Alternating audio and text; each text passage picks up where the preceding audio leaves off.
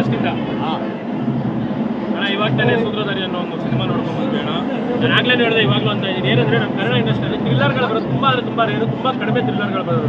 ಮೊದಲು ನಾವು ಥ್ರಿಲ್ಲರ್ ಥರ ಇರಲ್ಲ, ಏನೋ ಒಂಥರ ಒಂದು ಫನ್ನಿಯಾಗಿ ಹೋಗೋ ಥರ, ಇಲ್ಲಾಂದರೆ ಒಂದು ಕಮರ್ಷಿಯಲ್ ಸಿನಿಮಾ ಹೋಗೋ ಥರನೇ ಇರುತ್ತೆ. ಬಟ್ ಪಕ್ಕ ಥ್ರಿಲ್ಲರ್ ಬರೋದು ತುಂಬ ರೇರು. ಅಂಥದ್ರಲ್ಲಿ ಇದು ಎಂಥ ಥ್ರಿಲ್ಲರ್ ಅಂದರೆ ಇವಾಗ ನೋಡಿ ಕೆಲವೊಂದು ಥ್ರಿಲ್ಲರ್ಗಳು ಹೆಂಗಿರುತ್ತೆ ಅಂದರೆ ವಿಲನ್ ಯಾರು ಅಂತ ಹುಡ್ಕೋದ್ರ ಮೇಲೇ ಹೋಗ್ತಾ ಇರುತ್ತೆ, ಹೆಂಗೆ ಅವ್ನು ಹೆಂಗೆ ಸಿಗ್ತಾನೆ ಏನು ಸಿಗ್ತಾನೆ ಅಂತ ಅಂದ್ಬಿಟ್ಟು. ಬಟ್ ಇನ್ ಕೆಲವೊಂದು ಈ ಥರ ಬರೋದು ತುಂಬ ರೇರ್. ಏನಂದರೆ ವಿಲನ್ ಯಾರು ಅಂತ ನಮ್ಗೆ ಗೊತ್ತು, ಎಲ್ಲರಿಗೂ ಗೊತ್ತು.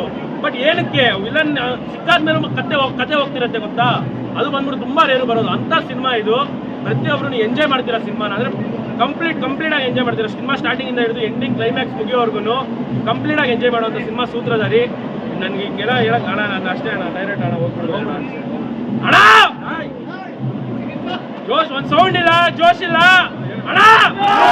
ಇದು ಅಣ್ಣ RCB ಕಪ್ ಗೆಲ್ಬೇಕಂದ್ರೆ ಕರೆಕ್ಟಾಗಿ ಮಾಡಬೇಕು ಬಾಲರು. RCB ಕಪ್ ಗೆಲ್ಬೇಕಂದ್ರೆ ಕರೆಕ್ಟಾಗಿ ಮಾಡಬೇಕು ಬಾಲರು. ಕನ್ನಡ ಇಂಡಸ್ಟ್ರಿಗೆ ತುಂಬಾ ದಿನ ಆದ್ಮೇಲೆ ಸೂಪರ್ ಆಗಿ ಬಂದಿದೆ ಒಂದು ಥ್ರಿಲ್ಲರ್.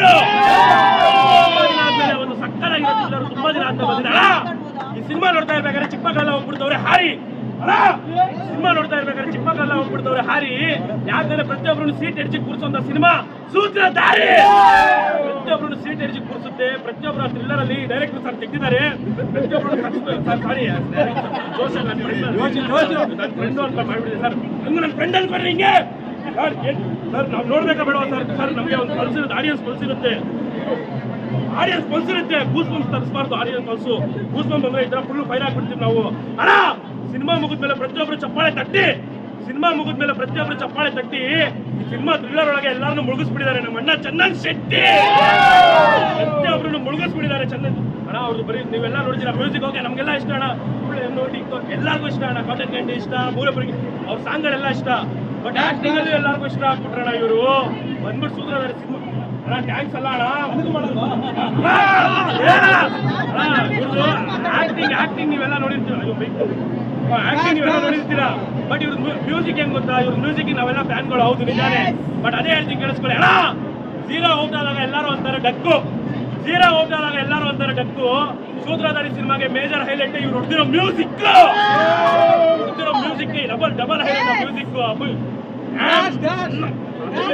ಗೂಸ್ ಬಂಪ್ಸ್ ಬಂದು ಹಂಗೆ ಎಲ್ಲರೂ ಸರ್ ಅದೆಲ್ಲ ಯಾಕೆ ಸರ್ ಇನ್ನು ಆಕ್ಟಿಂಗು ಎಷ್ಟು ಜನದ ಬಗ್ಗೆ ಹೇಳಿದ್ರು ಆಕ್ಟಿಂಗ್ ಬಗ್ಗೆ ಕಡಿಮೆ, ಡೈರೆಕ್ಷನ್ ಬಗ್ಗೆ ಹೇಳಿದ್ರು ಕಡಿಮೆ. ಹಂಗೂ ಚಂದನ ಆದ್ಮೇಲೆ ಇನ್ನೊಂದು ಮೇಜರ್ ಒಂದು ಕ್ಯಾರೆಕ್ಟರ್ ಇರುತ್ತೆ, ಅವ್ರ ಬಗ್ಗೆ ಒಂದೇ ಒಂದು ಮಾತು ಹೇಳ್ಬಿಡ್ತೀನಿ ಅವ್ರ ಆಕ್ಟಿಂಗ್ ನೋಡಿ ಪ್ರತಿಯೊಬ್ರು ಹಾಕ್ಬಿಡ್ತೀರ ಡರ್ರು. ಯಾಕಂದ್ರೆ ಎಲ್ಲಾರು ಭಯ ಪಡಿಸೋದ್ರ ಆಕ್ಟಿಂಗ್ ಮಾಡಿದ್ದಾರೆ ನಮ್ಮ ನವರಸನ್ ಸರ್ರು ಅಷ್ಟೇ. ಎಲ್ಲಾರು ಕ್ಲೈಮ್ಯಾಕ್ಸ್ ಅಲ್ಲಿ ನಿಮಗೆ ಅಷ್ಟು ಅದು ಅಯ್ಯೋ ಹೇಳ್ಬಾರ್ದು, ಬಟ್ ಹಂಗೂ ಹೇಳ್ತಾ ಇದ್ದೀನಿ. ನೀವು ತೆಗ್ದಿರೋ ಸಿನಿಮಾ ಆ ಥರದ್ದು ಪ್ರತಿಯೊಬ್ಬರು ನಾವು ಸಿನಿಮಾ ನೋಡಿ. ಮತ್ತೆ ಇನ್ನೊಂದು ಮಾತು ಹೇಳ್ತೀನ, ಸೂತ್ರಧಾರಿ ಸಿನಿಮಾದಲ್ಲಿರೋ ಆಕ್ಟಿಂಗ್ ಥ್ರಿಲ್ಲರ್ ಎಲ್ಲ ಡನ್ನು. ಯಾಕಂದ್ರೆ ಈ ಸಿನಿಮಾಗೆ ನಮ್ಮ ಕಿರಣ್ ಅವ್ರು ಮಾಡಿರೋದು ಡೈರೆಕ್ಷನ್ ಅಷ್ಟೇ. ನಮ್ಮ ಕಿರಣ್ ಅವ್ರ ಡೈರೆಕ್ಷನ್ ಎಲ್ಲ ಸೂಪರ್ ಸರ್. ಎಲ್ಲ ಬಂದ್ಬಿಟ್ಟು ಸರ್ ಲಾಸ್ಟಿಗೆ ಒಂದೇ ಒಂದು ಮಾತು ಹೇಳ್ಬಿಡ್ತೀನಿ ಅಣ್ಣ. ಲಾಸ್ಟ್ ಮಾತು ಅಣ್ಣ, ರೋಡಲ್ಲಿ ಹೋಗ್ತಾ ಇರ್ಬೇಕಾದ್ರೆ ಇರುತ್ತೆ ಹಂಸು. ಈ ಸಿನಿಮಾ ನೋಡ್ಬೇಕಾದ್ರೆ ಪ್ರತಿಯೊಬ್ಬರಿಗೂ ಬರುತ್ತೆ ಗೂಸ್ ಬಂಪ್ಸ್.